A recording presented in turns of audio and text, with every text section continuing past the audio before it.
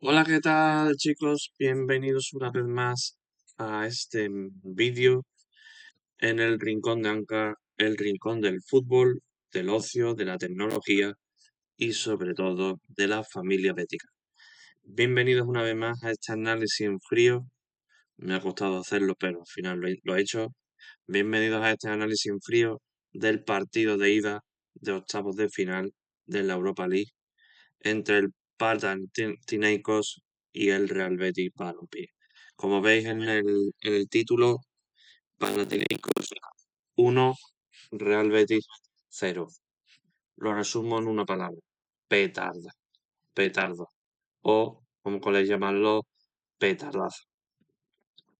Hola a todos. Ya con las pulsaciones más bajas, vamos a tocar analizar lo que hemos vivido el jueves en Atenas. La sensación que nos queda es que es una oportunidad perdida de oro, de oro. El Betis fue superior, dominó el balón y tuvo el control, pero en Europa, si perdonas y te desconectas, aunque sean pocos minutos, te matan.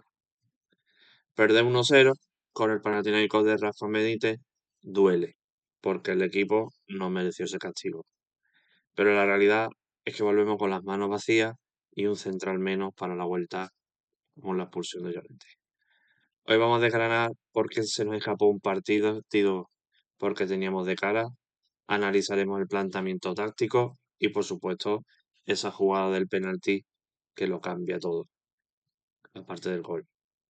Hay margen para la remontada, pero hay mucho que corregir. Aquí tenemos el gol, el único gol que ha marcado el del partido en el minuto 88. Taborda. No es esta gorda, esta borda. Pues que parece que dice está gorda, pero está gorda. Que no marcó de penalti tras ese penalti evitable, pero penalti de Llorente. Y que, pues, que ya analizaremos si es penalti o no es penalti, pero eso dio lugar a que Taborda engañó a Pau, metió el gol y se acabó. Y colorín colorado, medio cuento, se ha acabado. Así que vamos directamente a las alineaciones y al análisis táctico. Pues aquí tenemos en las alineaciones con el beneplácito de Big Soccer y como vemos aquí, pues eso, el Panathinaikos de Rafa Benítez salió pues con un 3-4-3, es decir, tres defensas, dos medios centros, dos laterales, dos volantes, un delantero centro y dos extremos, ¿vale? El que marcó el gol fue Taborda en el minuto 88, que es un extremo, y, y poco más. El Panathinaikos lo que hizo es hizo un Getafe, un Getafe, que hizo un Getafe, jugar muy atrás, conceder muy pocos espacios y salía a la contra. Y salía a la contra, pues, por las bandas. Siempre aprovechando la velocidad de Pilastri y de Taborda, y luego después Tote, que ha sido pues un incordio para los defensas, pues ganándole los duelos individuales a la espalda de los defensas del Betis. Bueno, los defensas de la zaga del Betis, ¿vale? Es de lo poco que puedo decir del Panathinaikos. Eh, Mientras que Pellegrini salió con el 11 de gala tras las rotaciones máximas del Getafe. Un apunte, un apunte muy importante. Tantas rotaciones máximas Getafe, ¿para qué? ¿Para perder? Que se lo haga Mira Pellegrini. Pues sale con su 11 de gala tras las rotaciones máximas del Getafe. Tenemos Paul López en portería. Luego tenemos a Aitor Rubio en el lateral derecho.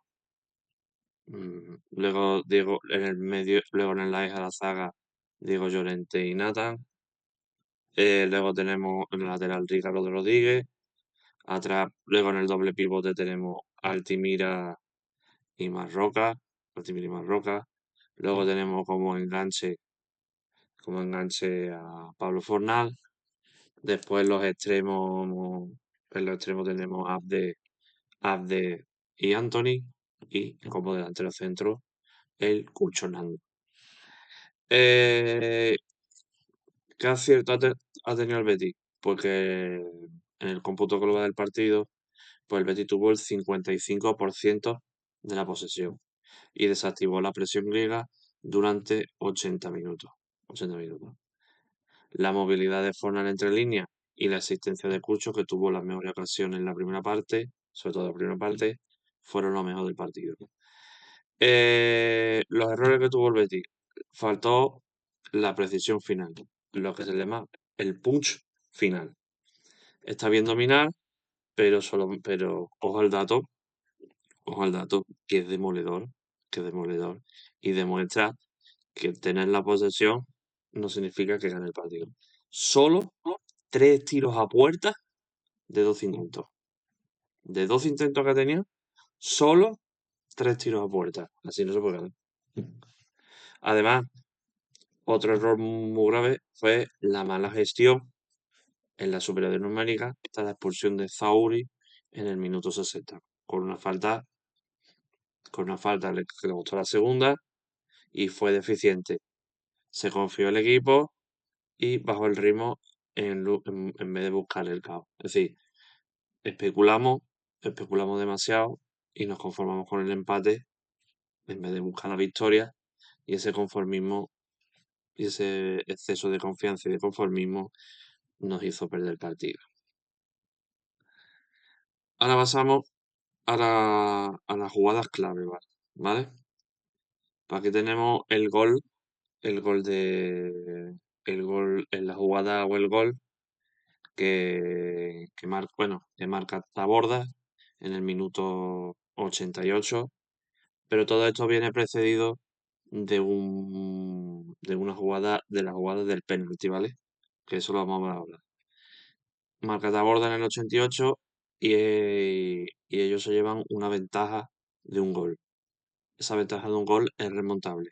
Es remontable, pero hay que tener en cuenta que el Panathinaikos va hacia allí en la Cartuja, va a hacer su partido. Va a hacer el mismo partido que hizo en su casa. Echarse para atrás y aprovechar un desajuste de la defensa para pues, meter gol y la puntilla. ¿Sabes?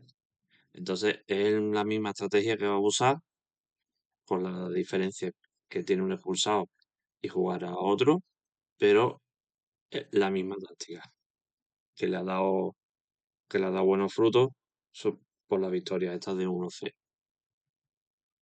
Y ya tenemos la jugada de Diego Llorente, esta. Os pongo un poco en situación. No puedo poner el audio del bar porque me, por derecho de autor me metería en un strike. Así que si queréis ver la jugada del bar, os metéis en YouTube, buscáis jugadas del bar y lo veis directamente. O directamente en el Twitter, en el hashtag Betis en Atenas, meteré la jugada del bar, ¿vale? Compartiré un vídeo y meteré la jugada del bar ahí, ¿vale? En YouTube no lo puedo hacer porque me meterían un strike bastante gordo, pero en Twitter sí lo puedo hacer, ¿vale? Así que si queréis ver el audio del bar y todo eso, os voy a poner en, el- en la descripción el enlace, el enlace a mi Twitter, no, el enlace al hashtag Betis en Atenas para que podáis, ver el audio del bar por ahí. Aparte, en primera línea de descripción os voy a poner la rueda de prensa de Pellegrini, la zona mixta de los jugadores del Betis y el videoblog de Javier Leo. Por aquí en minuto 84, esta jugada pues marca la eliminatoria. Sidesky gana la espalda tras un balón filtrado y remata forzado, y en la misma inercia pues Llorente llega tarde y empata con los tacos.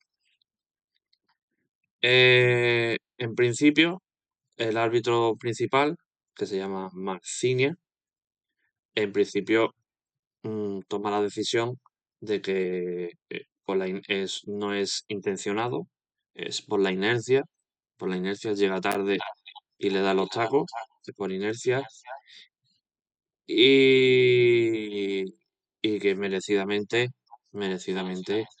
pues era amarilla, es amarilla.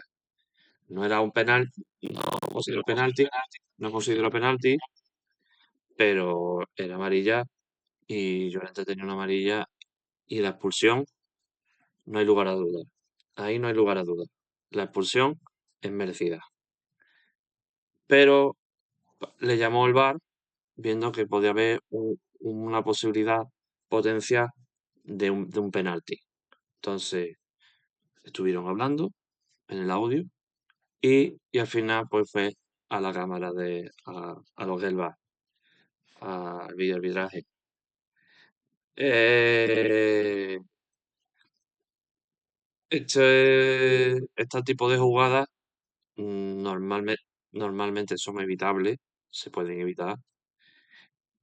Es claramente una pérdida de concentración defensiva. Aquí Llorente se desentiende del balón evidentemente, y pasándose de frenada, pues cae dentro. Como veis, está dentro del área. Está dentro del área. Y, y, y yo creo que estos penaltis normalmente, normalmente se suelen pitar. Normalmente se suelen pitar. Aunque, aunque para mi humilde opinión no es por el lance del juego, no es penalti, no es penalti. Pero hay una premisa que siempre se cumple al pitar penalti. Da igual si es un lance del juego como, como si es una falta, si ocurre dentro del área, hay mucha posibilidad de que sea penalti. Si tuviera que poner un porcentaje, pondría 80, bueno, pondría 70-30, 70-30. En estos tipos de jugadas, de esos de que por el lance no llega y, y, y en la inercia impacta los tacos, si esto ocurre dentro del área, un 70% de posibilidades suele pitar penalti. Solamente hay un 30 que no lo suelen pitar, que tienen que revisarlo más a menudo, o que no lo pitan. Simplemente le enseñan amarilla y poco más, y poco más, por, por la dureza. Pero aquí se juntó que por la inercia y la dureza, evidentemente la amarilla es clarísima, no hay debate, pero como ocurrió dentro del área, pues había muchas posibilidades de que fuera penalti por lo que hemos comentado, por estar en el área menos indicada. Y al final, pues, se cumplió. Siempre que los árbitros van al VAR, eh, el 80% suelen pitar penalti. Suelen pitar penalti, suelen poner roja, la mayoría. Hay muy pocos árbitros que mirando el VAR anulan una jugada. Muy poco. Bueno, es un penalti evitable, fruto del cansancio y la pérdida de concentración defensiva que se nota. Y luego, comentando el doble castigo, la segunda amarilla es un drama. No solamente nos cuesta el gol de Taborda, que por cierto engañó a Pau López en un tiro bastante bueno, seco, y si nos dejan nuestro mejor central. Es decir, que tenemos un problema bastante gordo en la vuelta, porque de momento Llorente junto con Nathan, son los mejores centrales que tenemos a día de hoy. Así que posiblemente en la vuelta tengamos que tirar de Bartra. Si yo fuera Pellegrini, tiraría de Bartra, pero tendríamos que cambiar la posición. pero tendría que cambiar la posición, porque Bartra es defensa de central derecho. No está en la posición, no está en la posición de Llorente, estaría en la posición de Nathan. Es decir, que Nathan tendría que jugar en la posición de Llorente y Bartra en su posición natural. Si es así, no tendríamos problemas. Pero si lo hacemos al revés, podemos tener problemas. O optar por Valentín y jugártela a una carta. Bueno, ahora vamos a pasar a las notas del equipo y a los jugadores. Pues aquí con esta imagen tenemos, pues vamos a tener las notas del equipo y de los y de los del conjunto y de los futbolistas y luego después del entrenador. Pues nota en conjunto, voy a decir mi nota en conjunto, luego por parte y luego iremos a los jugadores, tanto suplentes, bueno, tanto titulares como suplentes y nos iremos al entrenador. Pues para mí la nota en conjunto es un 4,5. Es un suspenso porque verdaderamente hicimos un partido bastante discreto. La primera parte un poquito mejor, la segunda parte un poquito peor, sobre todo con ese dato demoledor de 3 tiros a puerta de 12, eso es demoledor, y sobre todo por los últimos 20 minutos que fueron malísimos y que nos costó la segunda amarilla de Llorente y la expulsión de Llorente en el penalti y el gol del Panathinaikos. Para mí la portería, pues Pau López no pudo hacer nada en el gol porque lo tiró bastante bien Taborda, con lo cual le pongo un 6. Luego la defensa le pondría yo un 5, salvo salvo Nathan, el resto suspenso. Ricardo Rodríguez un 4, bueno, salvo salvo Nathan y Ricardo Rodríguez, que tienen un 5 los dos, el resto suspenso. Llorente un 3, Llorente ya suspenso, evidentemente, y Aitor Rubial, pues, bueno, perdona, salvo Aitor Rubial, el resto, pues, el resto suspenso, salvo Aitor Rubial, un resto suspenso. Luego, en el pivote, pues, un 5 raspado por la primera parte, porque si fuera por la segunda sería suspenso, pero por la primera parte se libran y pondrían el pie de pivote un 5. Y en ataque pondría un 7. Por 7 en el sentido de que en la primera parte Cucho, Anthony y Ade estuvieron más activos y, y si hubiéramos acertado, pues nos hubiéramos ido con un 0-2 mínimo. Pero la segunda parte, como el equipo se confió, se relajó, estuvieron más en tareas defensivas y entonces pues no hicimos casi nada. ¿Vale? Ya hablando un poquito de esto, vamos a las notas por parte. Pues Paul López, un 6, que estuvo correctísimo, menos que no pudo evitar el gol, pero un 6. Aitor Rubial, un 6,5, de lo mejorcito en defensa, estuvo correcto, salvó muchos balones y no tuvo mucho papel en defensa de no llevarnos más de un gol, más de un gol del Panathinaikos, pero estuvo bastante bien. Luego tenemos a Nata, un 5, estuvo correcto, simplemente hizo su partido y correcto. Luego Diego Llorente, que le voy a poner un 3,85, casi un 4, un 3,85 porque Diego Llorente estuvo desubicado totalmente. Tuvo unos primeros 25 minutos bastante buenos en la primera parte, pero luego a partir de ahí se desubicó iba acelerado todos los duelos, no perdió todos los duelos con este jugador, con Tech, que se sacaba de quicio, y esa sacada de quicio fue lo que conllevó a hacer penalti, arriesgarse el penalti y la expulsión, con lo cual para mí un 3,85 y el peor del partido. Luego tenemos al medio pivote Sergio Altimira con un 7, bastante bien Sergio Altimira, ha estado muy correcto, muy bueno en la conducción del balón y evitando pues las contras del Panathinaikos. Un 6, Fornal no ha tenido tanta presencia excesiva cuando ha podido. Lo ha conectado muy bien con Anthony y con Abde, pero ha estado más ocupado en labores defensivas y ahí ha intentado cortar un poco las contras del Panathinaikos. Luego tenemos a Abde y Anthony, para mí los dos un 5,5, es decir, muy bien en la primera parte, en la segunda parte desaparecido, muy desaparecido, con lo cual un 5,5. Y luego Cucho Hernández un 6,5, muy bien en la primera parte, muy bien. Tuvo muchas ocasiones, lo que pasa es que le faltó ese factor suerte, pero en la segunda parte, conforme fue pasando el partido, pues se fue diluyendo y al final acabó sustituido.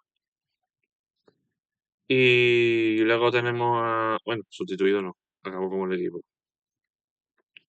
Y de suplente, pues solamente estuvo Bartra, que fue sustituido que fue el primer sustituido creo que por un delantero.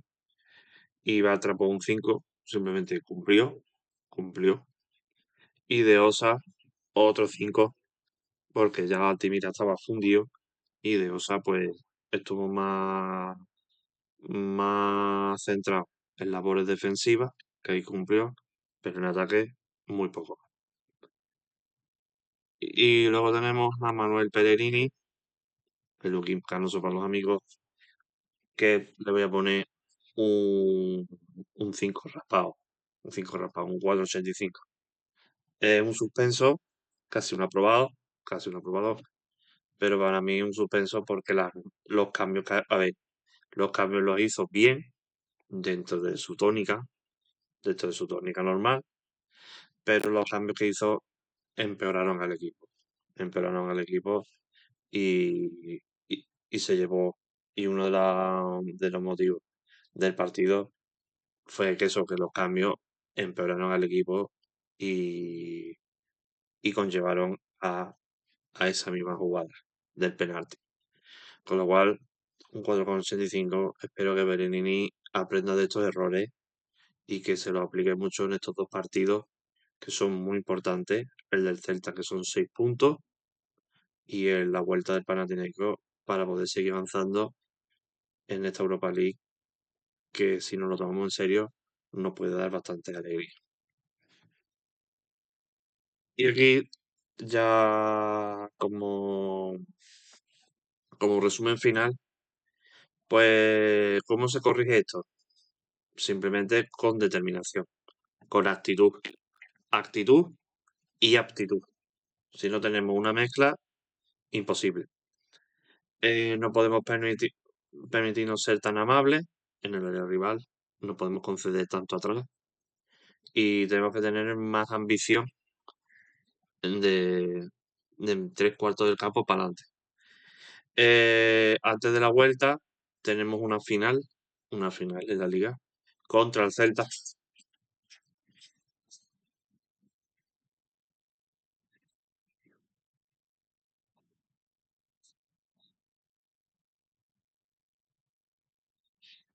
Eso, antes de la vuelta, pues tenemos una final contra el Celta. Ojo con ellos, tienen transiciones muy rápidas y un Yago Aspas que siempre nos castiga si dejamos espacio entre líneas y sobre todo con Borja Iglesias, que donde pone el ojo, pone la bala. Pero el mensaje hoy es para vosotros, béticos, muy atentamente.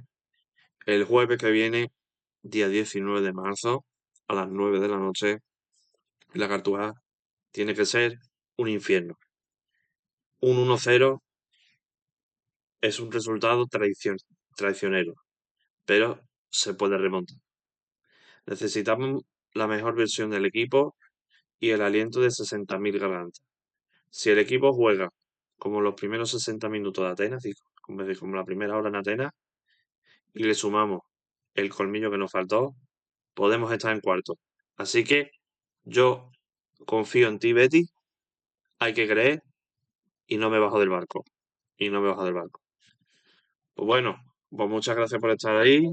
Si os gustó el vídeo, suscribiros que es gratuito. Dale like si confiáis en la remontada. Y nos vemos en el próximo análisis, que sería de la previa del Betis Celta de Vigo. Un partido, una final que nos jugamos no solamente ganar 3 puntos y meterle distancia al Celta, sino 6 puntos y mucha moral para la posible remontada.